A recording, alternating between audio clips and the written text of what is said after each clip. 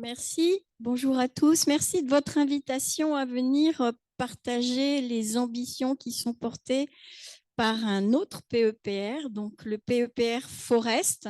Forest pour forêt et changements globaux des socio-écosystèmes en transition. Et donc, je me permets de faire la présentation au nom voilà, d'un collectif et de deux pilotes INRAE, mes collègues Christophe Plognon et Arnaud Sergent, qui pilotent le projet, et puis qui sont entourés de copilotes. Et bon, Jérôme est bien représenté dans ce comité de copilotage. Donc, ce que je voulais vous redire, c'est qu'en effet, ce PEPR rentre dans la même dynamique France 2030, mais dans la vision je dirais, du graphique ou de la représentation des stratégies d'exploration, des stratégies d'accélération qui sont plus en lien vers des TRL plus élevés, qui sont plus en lien avec les acteurs. Vous verrez que le positionnement du PEPR Forest, il a un positionnement particulier qui s'appelle un PEPR dirigé. Mais c'est un PEPR dirigé qui qui ne rentre pas dans la partie stratégie d'accélération, qui reste bien le plus proche possible des activités en amont, mais qui a fait l'objet d'une lettre de mission qui a été confiée au PDG d'INRAE. Et c'est dans cette lettre mission qu'il a été donné des recommandations en termes de positionnement des recherches sur ce grand enjeu des transitions, donc des socio-écosystèmes forestiers. Je dirais la lettre de mission n'était pas avec des consignes extrêmement, je dirais, précises, et ce qui a donné lieu, comme pour les autres PEPR, à la construction d'un programme. En termes d'information, donc c'est un pilotage INRAE, mais un copilotage au sein d'un comité exécutif avec le CIRAD et le CNRS. Comme tous les autres PEPR, la gestion financière sera faite par l'opérateur ANR, c'est-à-dire que les conventionnements passeront par l'ANR. Et puis, les cibles en termes de partenariat sont extrêmement larges, puisque la communauté scientifique, surtout si on travaille à l'échelle des socio-écosystèmes, elle peut être extrêmement large. La durée de ce PEPR, c'est 8 ans, ce qui aussi pour nous est considéré comme utile et important lorsqu'on fait des recherches sur des écosystèmes où la durée compte. Et le budget total est de 50 millions d'euros.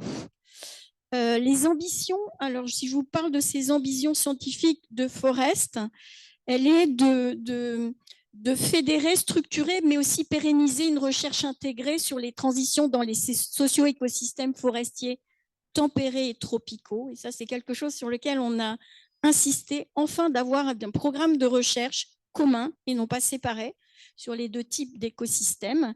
Et puis, cette vision de structurer et pérennisation, c'est bien de se dire, je pense que c'est dans la même ligne que les efforts du LABEX-SEBA, de structurer des communautés pour finalement se permettre de développer des questions qui sont complexes mais bien intéressantes. C'est important. Deuxième ambition, promouvoir l'interdisciplinarité, la co-construction avec des porteurs d'enjeux. Donc, vous voyez bien, et ça, c'est lié à la notion du positionnement sur socio-écosystème, mais aussi la diversité des questions que vous verrez aborder sur la dynamique de ces écosystèmes. Proposer, expérimenter des trajectoires innovantes de gestion adaptative, de restauration et de conservation des forêts tempérées et tropicales. Donc, c'est un PEPR qui s'ancre quand même dans la volonté d'action. On est dans une transition, on ne se contente pas de l'analyser, de la regarder, on commence à se mettre en action et d'essayer d'aller vers des trajectoires de gestion adaptative. Et puis, une ambition qui est forte également, qui est liée aux capacités de formation initiale et continue, parce que c'est né d'un constat que finalement, il y avait peut-être des petites inquiétudes sur finalement la quantité ou même la qualité des gens qui peuvent être formés pour pouvoir travailler sur ces types d'écosystèmes. Et donc, il y a la volonté de profiter de ce PEPR pour faire ce lien à l'enseignement. Donc ça, ce sont des ambitions qui vont, vous allez voir, essayez de les garder en tête, qui vont donner des lignes de force sur l'organisation du travail dans le PEPR. De la même façon que vous avez entendu parler d'enjeux pour Solubiode, ici on va parler de défis scientifiques ou de Scientific Challenge, je sais pourquoi ça s'appelle LC, et ces défis scientifiques, moi je vais vous donner que les titres ici. Ils sont déclinés avec un certain nombre de priorités un petit peu plus précises quand même pour préciser le périmètre. Il y en a 4. Il y en a un qui parle véritablement de répondre aux défis sociétaux de la transition des socio-écosystèmes forestiers. C'est-à-dire, pour une fois, on rentre et on l'a mis en 1 pour dire c'est important de partir par le volet placement dans les questions de société et non pas de commencer forcément qu'à ne parler de la partie écologique. Le deuxième défi, il est de promouvoir une bioéconomie à base de bois qui soit à la fois circulaire et agile. Le troisième défi, c'est de favoriser l'adaptation, la résilience et les capacités d'atténuation de ces écosystèmes. Et enfin, le quatrième défi, c'est suivre la dynamique des forêts pour la gestion et l'appui aux politiques publiques. Donc, c'est vraiment ces visions de monitoring qui sont importantes. Et ce qu'il faut avoir en tête, c'est que ces 4 défis qui sont déclinés plus largement avec ces priorités, c'est vraiment le pavage des objectifs scientifiques pour les 8 ans du programme. Et c'est ce qui drivera finalement le choix final des appels à propositions et le suivi du programme. En termes d'organisation du programme, alors c'est un PEPR, donc il a des instruments différents pour pouvoir, et Martine vous a déjà parlé de certains instruments. Donc les 2 types d'instruments majeurs, c'est finalement des projets ciblés et puis des appels d'offres ouverts dont je vais vous parler. Donc ces projets ciblés, eux, vont être sur toute la durée du programme, sur 7-8 ans. Et ils ont à peu près la moitié du financement en termes de financement des activités. Et vous avez des appels d'offres ouverts, il y en aura 2, je vous le redirai tout à l'heure, sur des durées de 4 ans. Donc, c'est un séquençage sur 2 durées de 4 ans. Et eux aussi remiront quand même une certaine somme conséquente. Le travail qui est fait finalement pour organiser ces projets ciblés et ces appels d'offres sont différents. Ces projets ciblés, ils sont construits avec, je dirais plutôt une définition top-down, c'est-à-dire une définition de base du périmètre de ces projets ciblés auxquels vous allez voir, on va faire contribuer la communauté de recherche pour nourrir ces premiers cadres qui ont été posés. Et ces projets ciblés, la ligne de conduite, c'est qu'ils doivent reprendre les ambitions du PEPR, structurer des communautés, participer à de la formation. Tout ce que je vous ai mis là, on doit le retrouver dans le contenu et l'ambition de ces projets ciblés qui ont bien sûr des volets thématiques derrière.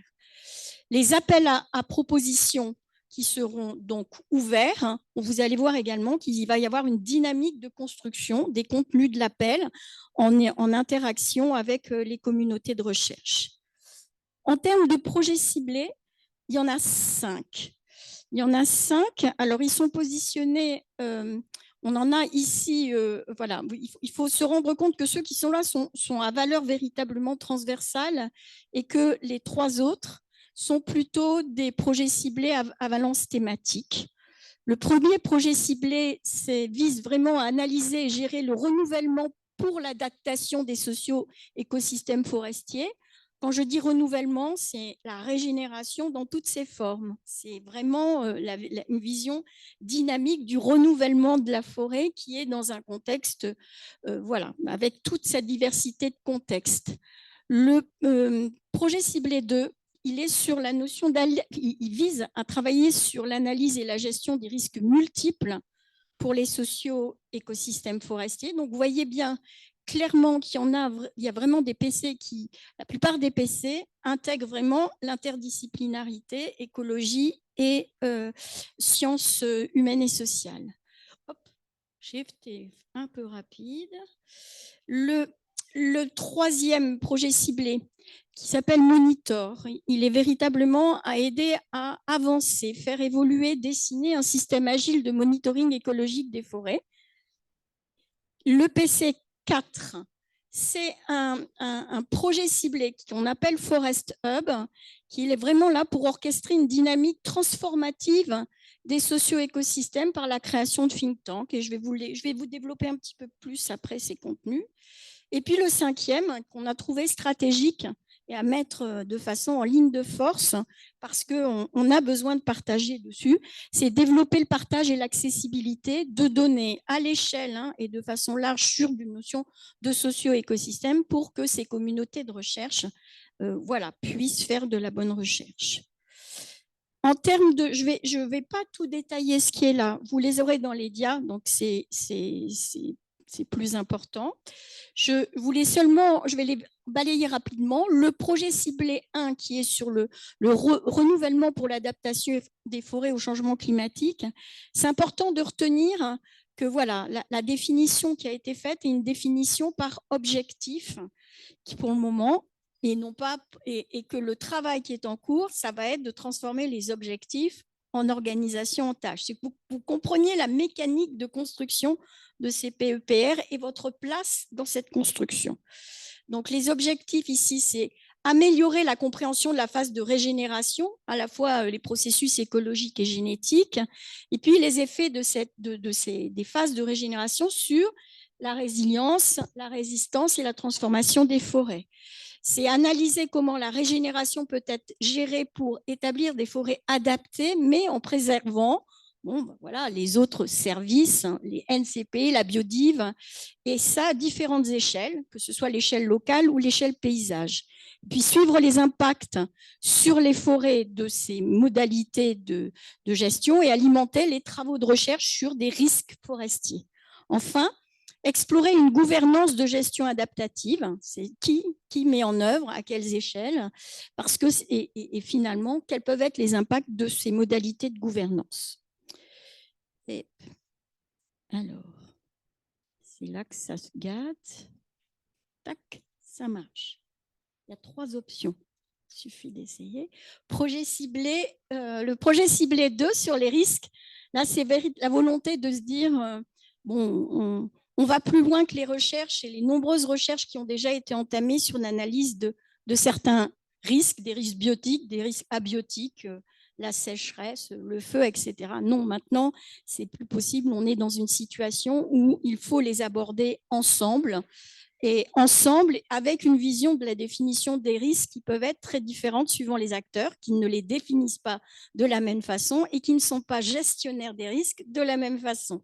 Donc, c'est cette vision globale de l'analyse et de la gestion des risques multiples qui est l'ambition et qui est très fortement demandée par les acteurs. Quand je vous dis que c'est un PEPR dirigé, les acteurs de la gestion des forêts nous disent bien qu'actuellement, cette gestion des risques multiples est importante.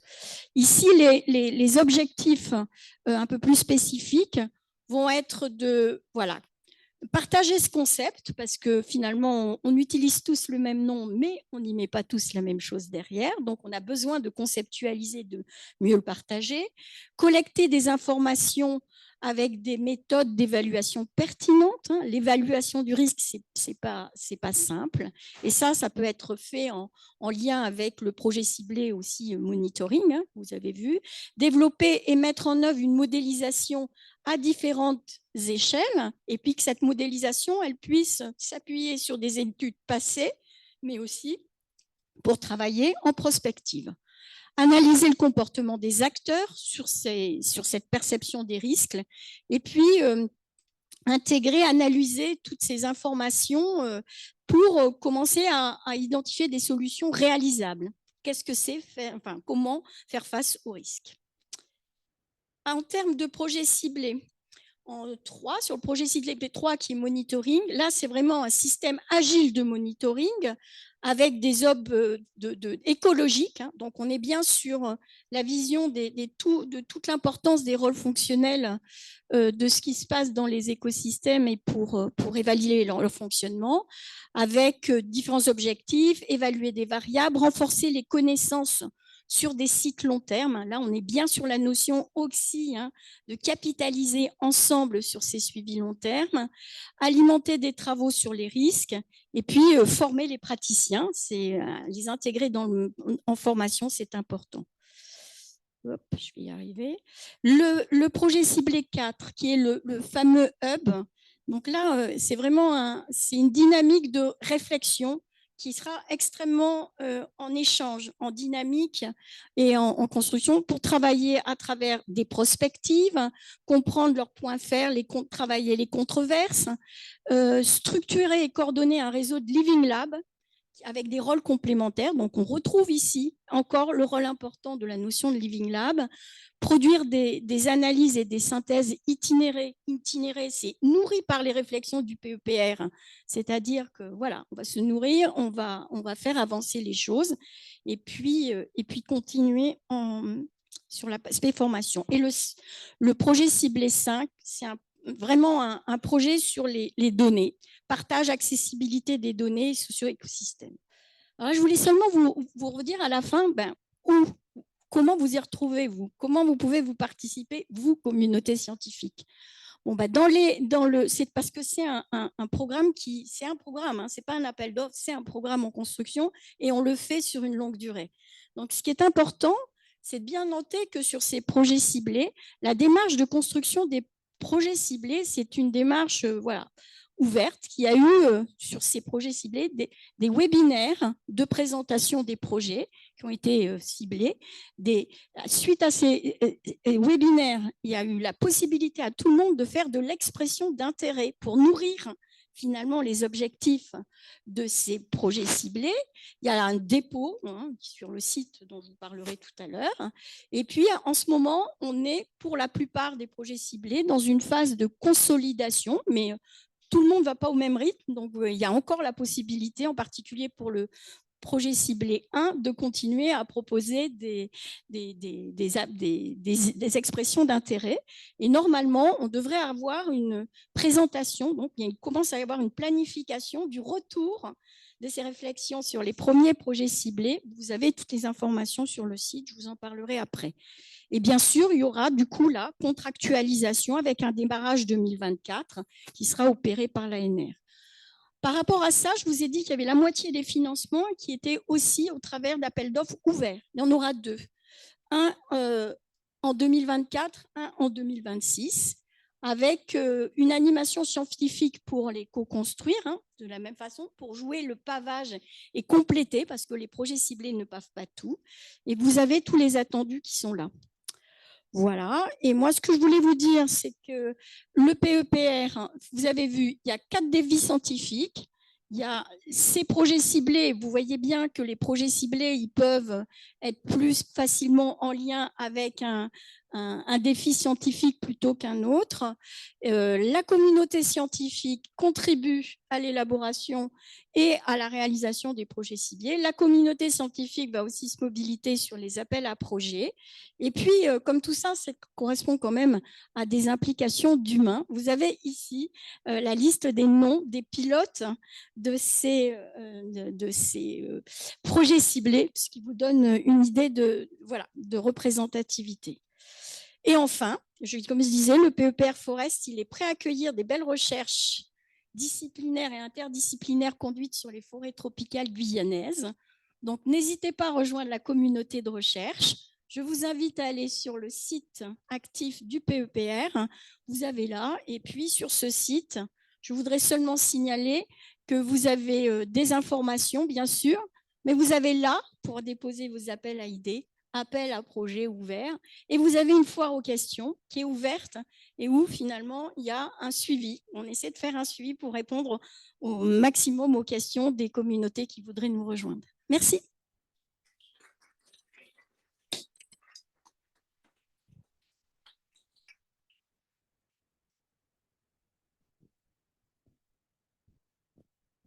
Merci Catherine. Est-ce qu'il y a des questions? Oui, voilà. C'est ça. Je me disais que ce n'était pas logique. Je te rassure.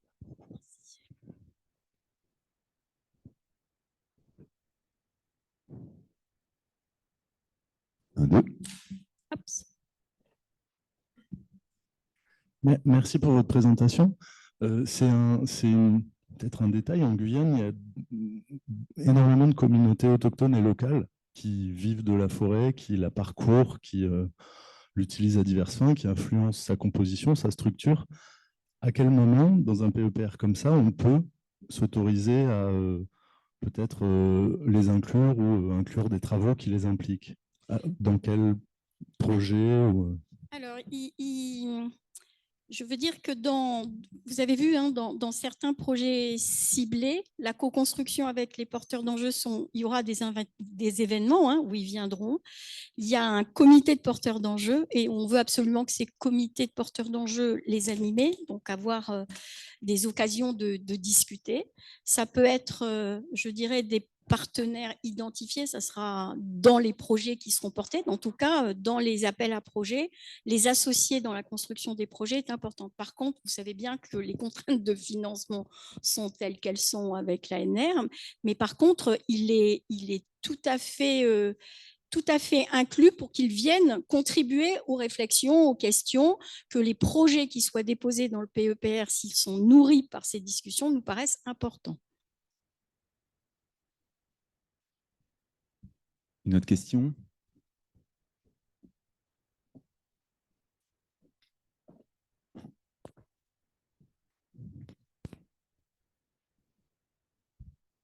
Bonjour, du coup, j'avais une question. Je voulais savoir si la communauté scientifique du territoire avait été sollicitée au même titre que d'autres PEPR. Alors, pour relire… Enfin, j'ai juste précisé au regard justement de l'importance de l'écosystème forestier sur le territoire. Je me dis que naturellement, et le sol tropical. Voilà. Ce que je peux vous dire, c'est que pour le moment, les représentations des collectivités locales et territoriales vont être invitées. Je pense que les mails de départ d'invitation à participer aux discussions en tant que sont en train de partir pour pouvoir arriver dans le processus d'aide à la construction, je dirais à la validation en particulier de toute la partie appel d'offres. Nous, ça nous paraît extrêmement important que tous les appels d'offres qui partiront en 2024 et une vision également je dirais, d'avoir pu bénéficier de ce dialogue et de discours avec les scientifiques. Je veux dire, je pense que c'est là, ce qu'on veut, c'est des projets de recherche, mais qui s'adossent sur des questions qui font sens et pour lesquelles, je dirais, l'activité de recherche va aussi apporter des solutions.